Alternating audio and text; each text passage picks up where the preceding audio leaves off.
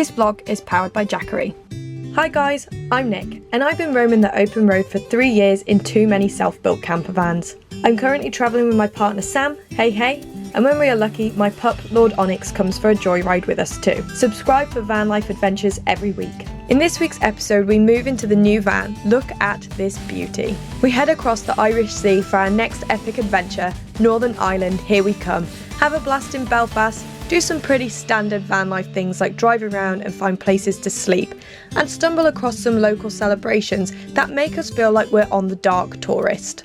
What's the crack, guys? We're officially aboard a ferry on the Irish Sea heading towards Northern Ireland. To be honest guys, the last month has literally killed us off. We worked so hard on building the van to get it road ready. And Aki, as we're currently calling the van, is somewhere on this boat, and we've got 8 hours to waste until we arrive in Belfast. Anyway guys, we're going to rewind time and see what the last few days have looked like for us, and we'll catch you in a sec. This week saw us move into our brand new home on wheels. I'm sad to be popping LL to one side, but a palace on wheels? Yes please. We had some final checks in order to make sure our new rig was ready for our next adventure, a full service at the garage and a very last minute gas test, which didn't go to plan. But with the help of a local plumbing shop, all was sorted before it was time to drop LL off at my friend's. With the end of the van build in sight, we decided to switch up our travel plans from South Wales to new lands across the Irish Sea. We headed down to Liverpool the night before our 8-hour ferry crossing, where we would soon be setting sail to begin a 4-week adventure to an island fueled by Guinness, whiskey and potatoes. Northern Ireland, be good to us.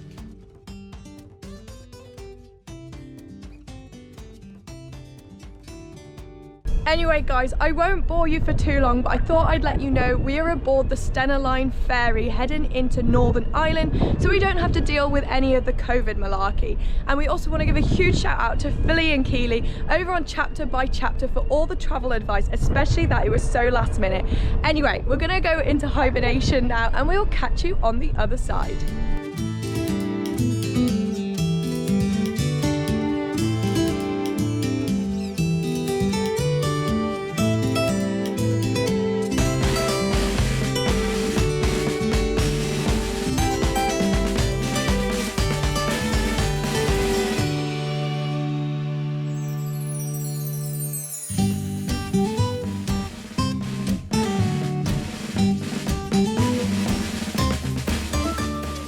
So we have finally docked into Belfast and we've headed straight to the park up where we'll be spending this evening. I want to give a huge shout out to Jazz from the Rolling Studio who has shared this location with us. It's absolutely beautiful. Check this out.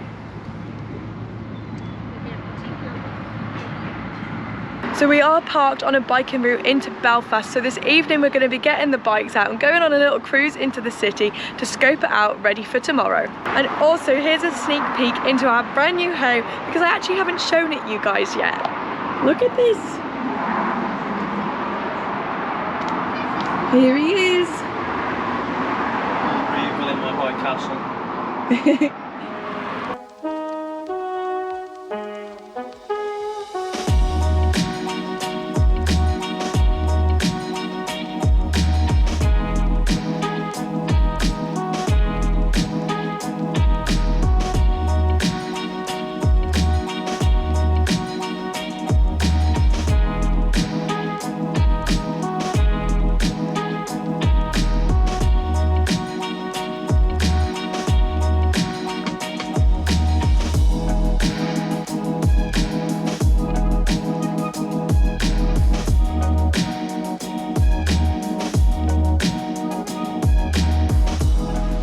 Have we had our first teething issue?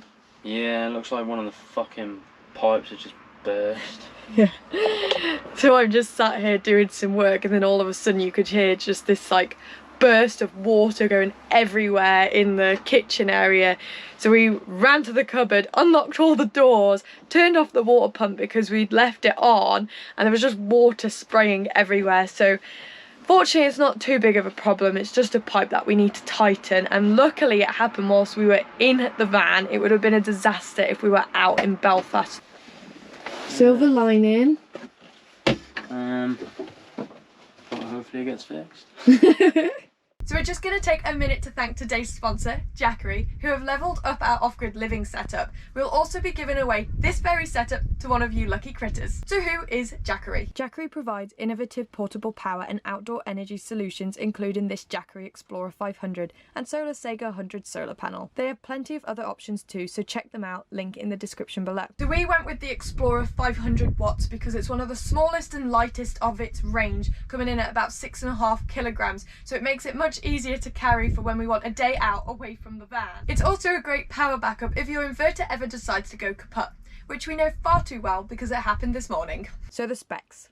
This Jackery has a massive capacity of 518 watt hours with a 24 amp hour 21.6 volt lithium ion battery pack and has a pure sine wave converter. It's got everything you need to power your gadgets, features including AC outlet with 110, 500 and 1000 watt peak, USB-A ports, DC ports and a car port to power your appliances, including our shower, laptops and phones. So to charge this bad boy there are 4 ways. Our preferred way is by using the lightweight SolarSaga 100 watt solar panel, which also has a USB-C and A output port. This method can take up to 14 hours to fully charge depending on the weather, so if you're looking for something a bit faster you can also recharge it via the mains, car outlet and electric generator, which takes 7 to 8 hours. These gadgets come with all the cables you need too, so you get all the choices from the get-go. The power unit has a nifty little display where you can see what charge it's at. We have the solar plugged in right now, which is pulling in 100 watts, and my laptop charging pulling out 79. So I thought I'd quickly run over how to figure out how long you can charge your gadgets for, because I know this stuff is really mind-boggling. So to simplify it for you, the equation you'll need is 518,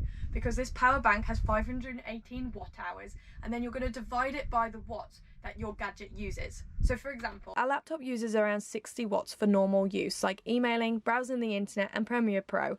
So we would do 518 divided by 60, which gives us around 8.5 hours of charging time.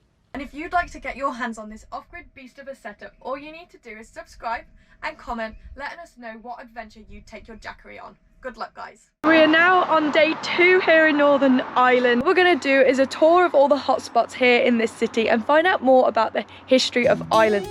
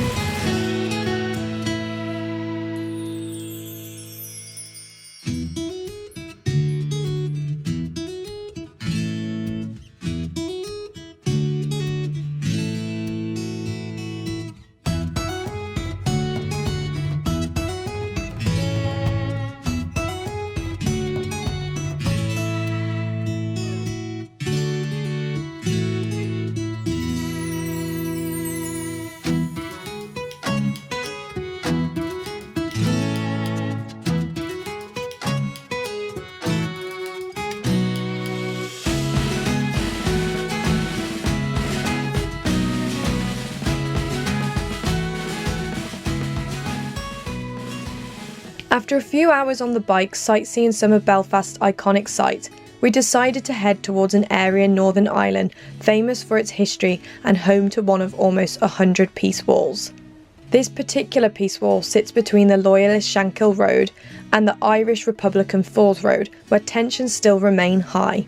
These walls began to be erected in 1969 to divide Catholic and Protestant areas after a series of sectarian riots rocked Belfast. As time passed by and the violence died down, gates began to appear in the walls. However, even to this very day, police staff some of these gates and many are closed at night.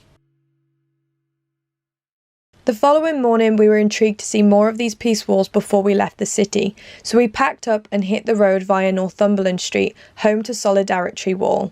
As we drove through the area, locals were beginning to prepare for the Twelfth, an Ulster Protestant celebration that dates back to 1690. Artists were painting further murals on the walls, and local Protestants were preparing their bonfires ready to be lit on the 11th. Touring these walls on this monumental weekend was a strong reminder to us that these struggles here in Northern Ireland still exist.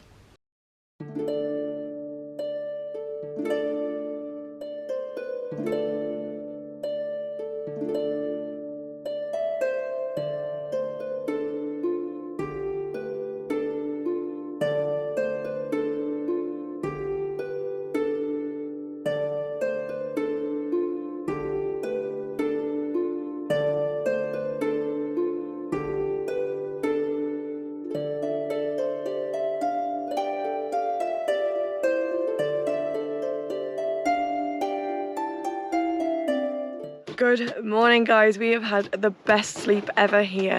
It's now 10 AM, which is probably the longest lie-in we've ever had, but it was much needed after the month building the van and also being in Belfast cycling around. It was very tiring.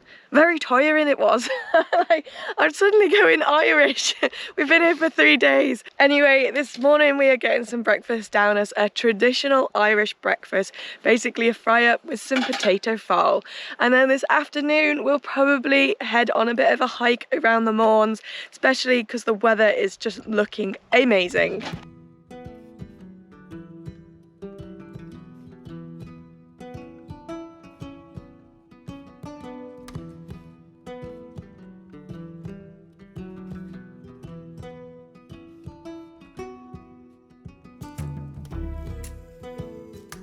So we're currently on a hike in the Mourne Mountains and we're heading up Slieve Muck, which is about 650 metres tall, so a wee mountain indeed. Our van is just in the distance, which is really nice to see, and the views here are spectacular. Check this out.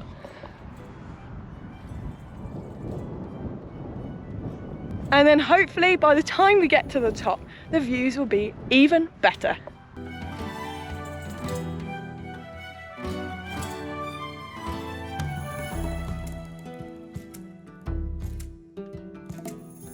That was a killer. Look at that one over there. That was cool.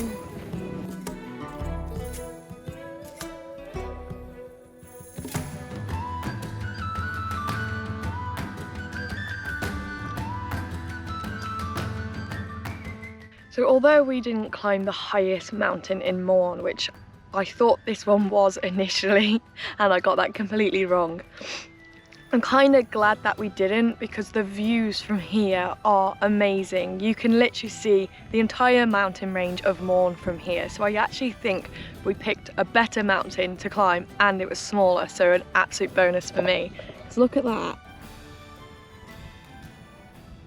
So if we did climb one of those, we'd have just had a view of this wee mountain, which isn't actually that spectacular compared to the craggy tops over there. So yeah, we're now just chilling out, having a little picnic. He's already nearly asleep. And then we're gonna head down later on back to the van and find a new spot.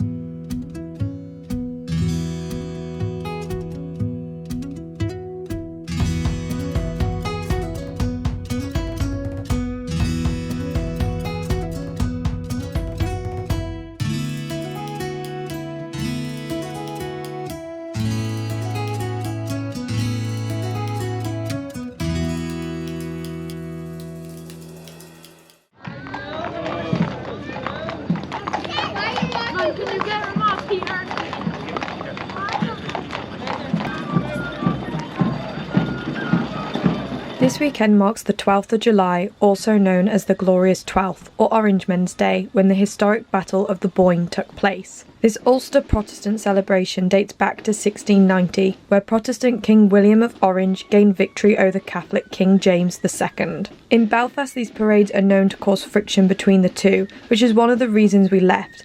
However, coincidentally, we ended up in Kilkeel, a small town that celebrates it, but to our luck, on a much more civilised scale. The community took to the streets, marching to the beat of the drums. An effigy of Lundy the traitor hung upon a cross was paraded through the town to his final destination, the bonfire. So we're currently out trying to find a position to watch the bonfire.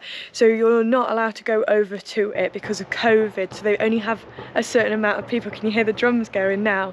But it's really funny because when we were in Belfast, we saw people building these pallet wood bonfires. And I genuinely thought all the kids were just having fun making dens. So only over these past few days that I've learned what the 12 celebrations actually are. But so there's this random house here and there's a tiny crack in their back garden where we hopefully we'll be able to see the bonfire be lit. Darkness hit and up in flames Lundy the Traitor and these pallet wood domes went. People gathered all over the streets feeling merry, fireworks lit up the sky.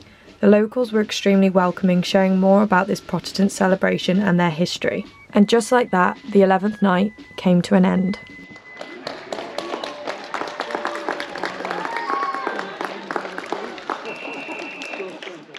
Good morning guys, we've had a late one this morning. To be fair, we haven't got much planned for today as it's Sunday, which is a YouTube day, and also we've had a very action-packed week from cycling around Belfast, climbing a mountain and going wild swimming and being part of the 12 celebrations here in Northern Ireland. So we ended up leaving Belfast because we were told that the celebrations there can get a little bit heated when we was worried for the van getting damaged.